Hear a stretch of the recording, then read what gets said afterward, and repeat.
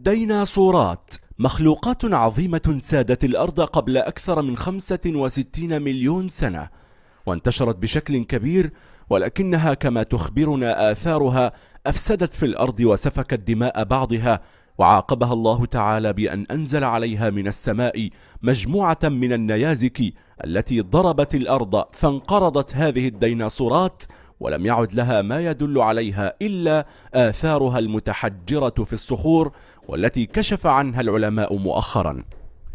من معجزات الله تبارك وتعالى في القرآن الكريم أنه تحدث عن كل شيء، فيقول الله تبارك وتعالى: ونزلنا عليك الكتاب تبيانا لكل شيء وهدى ورحمة وبشرى للمسلمين.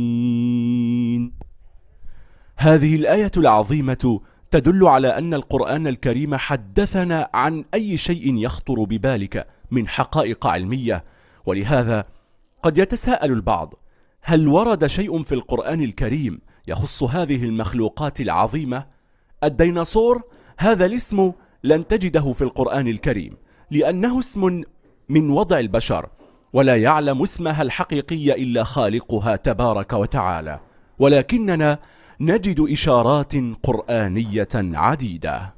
أولا، يقول الله تبارك وتعالى مشيرا إلى أن كل الكائنات الحية هي مجتمعات مثلنا، يقول: وما من دابة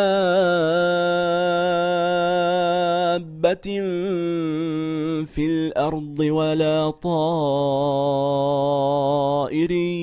يطير بجناحيه إلا أمثالكم ما فرطنا في الكتاب من شيء ثم إلى ربهم يحشرون. فهي دواب عاشت على الأرض وشكلت أمما ومجتمعات مثلنا. ثانيا، لقد أهلك الله هذه الكائنات بسبب إفسادها في الأرض، وقد كانوا أشد منا قوة، وعلى الرغم من قوتهم وشدتهم أهلكهم الله تبارك وتعالى وجعلهم ذكرى لنا لئلا نفتخر بقوتنا. قال تعالى: وكم أهلكنا قبلهم من قرن هم أشد منهم بطشا فنقبوا في البلاد هل من محيص إن في ذلك لذكرى لمن كان له قلب أو ألقى السمع وهو شهيد. ثالثا، لقد رأت الملائكة فساد هذه المخلوقات العظيمة الضخمة وسفكها للدماء واعتداءها على بعضها، ولذلك عندما أخبرهم الله تبارك وتعالى أنه سيخلق خليفة في الأرض هو سيدنا آدم عليه السلام، ظنوا أن هذا المخلوق الجديد سيكون مثل هذه المخلوقات التي سبقته فيسفك الدماء. قال تعالى: وإذ قال ربك للملائكة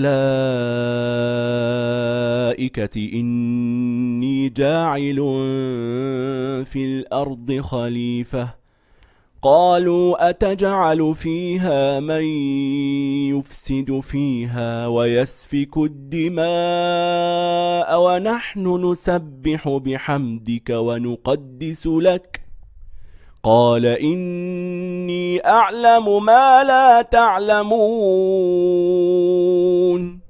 وصدق الله تبارك وتعالى عندما قال: وكل شيء فصلناه تفصيلا.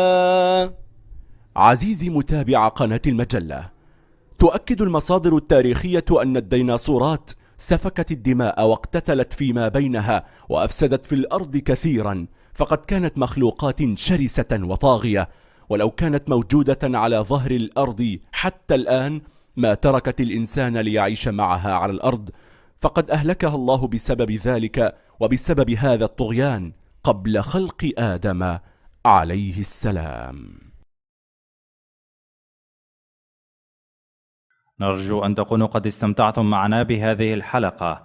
نتمنى لكم قضاء وقتا طيبا وممتعا مع قناة المجلة. لمشاهدين الجدد اشترك الآن كي يصلك منا جديد الفيديوهات.